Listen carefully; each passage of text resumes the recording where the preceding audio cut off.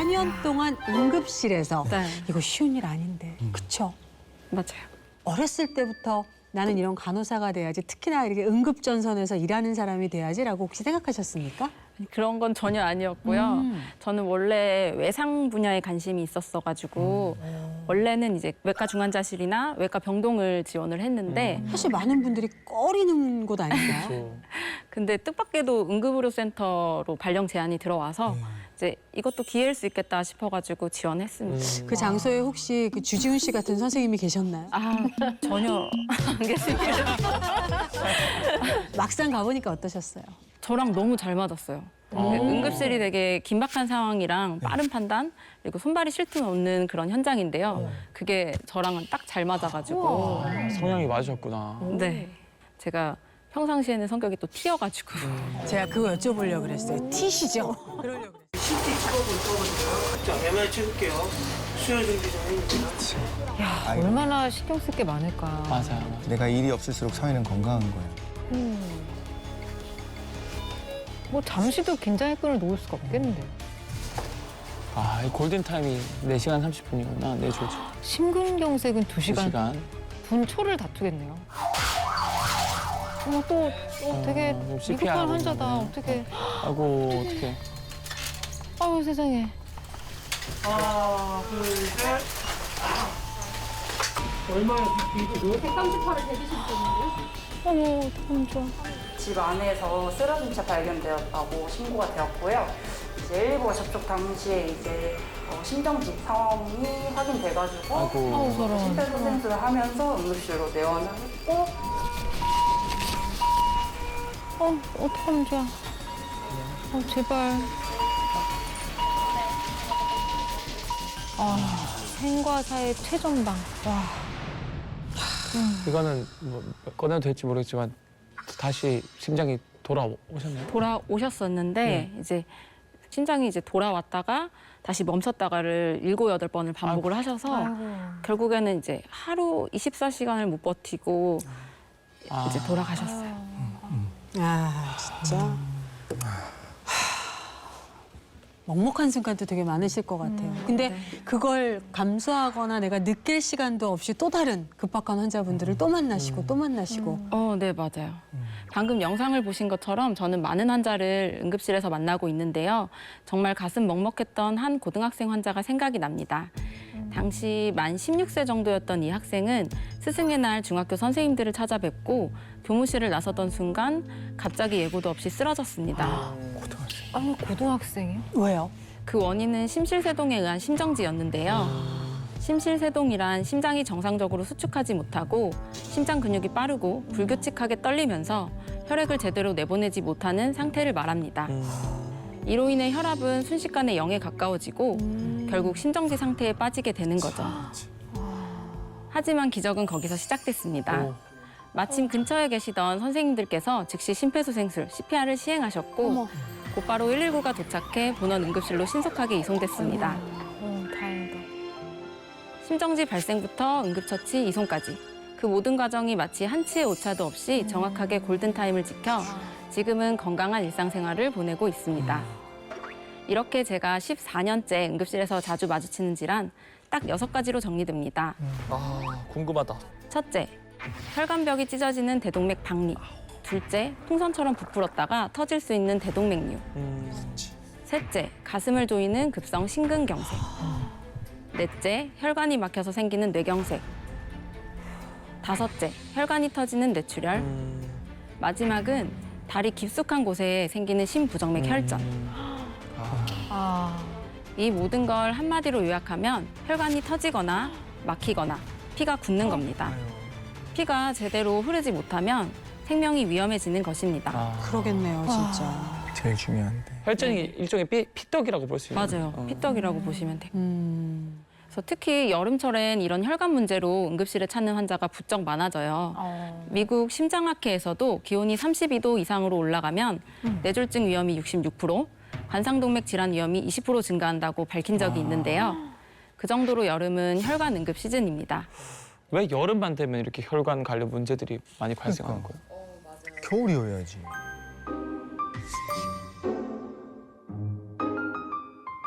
그 이유가 궁금하실 텐데요. 첫 번째, 탈수 때문입니다. 여름은 무척 덥잖아요. 네. 땀을 줄줄 흘리게 되죠. 그러면 체내 수분이 빠져나가고 피가 끈적끈적 찐득찐득해집니다. 피가 끈적하면 흐름이 느려지고 그 사이 혈전이 생깁니다. 이 혈전이 심장이나 뇌혈관을 막으면 심근경색이나 뇌졸중이 발생합니다. 그렇죠. 실제 연구에서도 여름철 탈수가 미세 혈류까지 영향을 주고 두통, 피로, 시야 흐림, 감각 저하, 근력 약화까지 일으킬 수 있다고 밝혔어요. 두 번째는 혈압 저하 때문입니다. 더우면 우리 몸은 열을 식히려고 혈관을 확 열어요. 그렇지. 그러면 혈압이 뚝 떨어지고 피의 흐름도 느려지면서 정체되기 시작하죠. 야. 피가 고이면 혈관에 염증이 생기고 또 혈전이 생깁니다. 실제로 고온 환경이 혈전 위험을 높인다는 연구 결과도 있습니다. 정리하자면 여름엔 덥고 피는 끈적해지고 혈압은 떨어지고 순환은 느려지고 혈관 입장에서 여름은 정말 지옥철, 러시아워 같은 계절이죠. 약간 출퇴근 시간대 그 네. 지하철에 꽉 막힌 그런 맞아요. 느낌이겠네요. 와, 아니 여름은 그냥 더워서 싫다 이렇게 생각했는데 우리 혈관이 위협받고 있는 계절이었네요. 그렇죠, 그렇죠. 그런데 이렇게 생긴 혈전이 심장으로 날아가면 심근경색이 되는 겁니다. 그렇죠. 심근경색이라고 하면 보통 어떤 증상이 떠오르세요? 전 되게 쥐어짜는 쥐어짜는 네. 듯한. 다들 그렇게 표현하시던데. 바늘로 쿡쿡 찌르는 느낌. 맞아요. 영화에서 많이 보던 그 장면. 그런데 문제는요, 우리가 흔히 떠올리는 그런 전형적인 심근경색 증상이 안 나타나는 경우도 많다는 겁니다. 그래.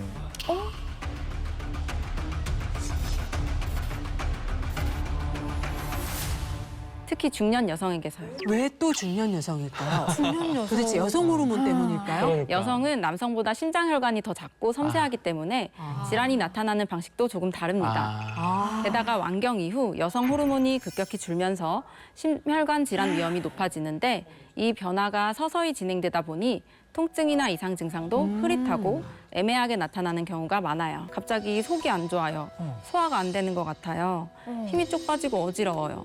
기운이 하나도 없네요. 이런 식으로 오세요. 그런데 실제로 이런 증상이 심근경색의 시작인 경우 꽤 많습니다.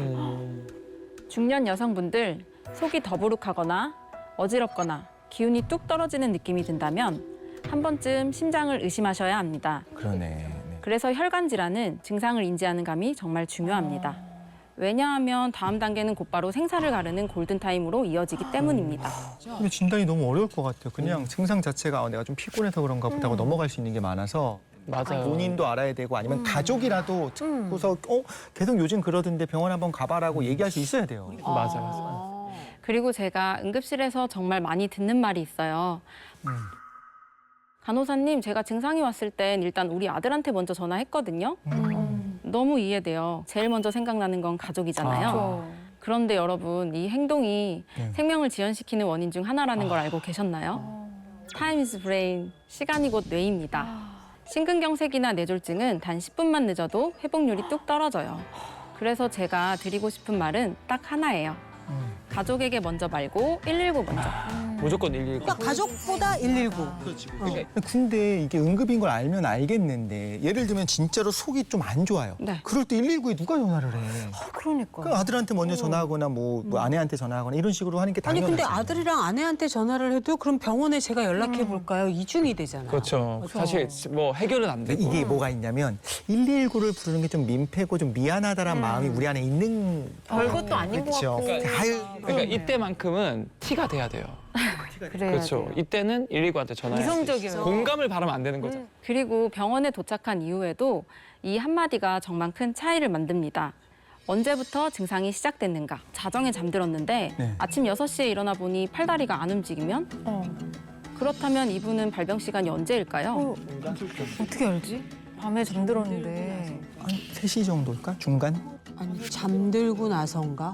일어나서 증상을 느꼈으니까 일어난 시간 6시. 보통은 6시로 많이들 생각하세요. 당연히 증상이 내가 이상해졌으니까 느껴지니까, 그 시간으로 생각을 하시지만 정답은 밤 12시입니다. 안전하게. 마지막으로 정상 상태였던 시간, 라스트 노멀 타임입니다. 모든 치료는 이 시간을 기준으로 진행됩니다. 그래서 이 시간을 정확히 기억하고 전달하는 것도 환자의 예후에 큰 영향을 미칩니다. 그렇구나. 마지막으로 오늘 강연에서 꼭 기억하셨으면 하는 3가지가 있습니다. 뭐예요? 궁금하다. 첫째, 혈관은 조용히 터지거나 막힙니다. 증상이 없거나 약하다고 안심하지 마세요. 조용히. 둘째, 응급 상황엔 망설이지 말고 119 먼저. 가족은 나중에. 무조건 119. 셋째, 가슴이 안 아프다, 괜찮다는 오해. 지금 이 순간 버리셔야 합니다. 이 세 문장이 여러분의 혈관을 지켜줄 수 있습니다. 특히 여성분들 같은 경우는 아까 말씀해 주신 것처럼 또 취약하다고 그랬잖아요. 근데 이게 정말 중요해요. 여성 호르몬, 특히 이제 에스트로겐 같은 경우는 단순히 이 생리의 조절만 하는 게 아니라 혈관도, 혈압도, 콜레스테롤도 다 이 에스트로겐이 관여를 합니다. 그런데 완경 이후에 이 에스트로겐의 농도가 확 줄어들면은 여성의 몸속 혈관은 균형을 잃기 시작하는 거죠.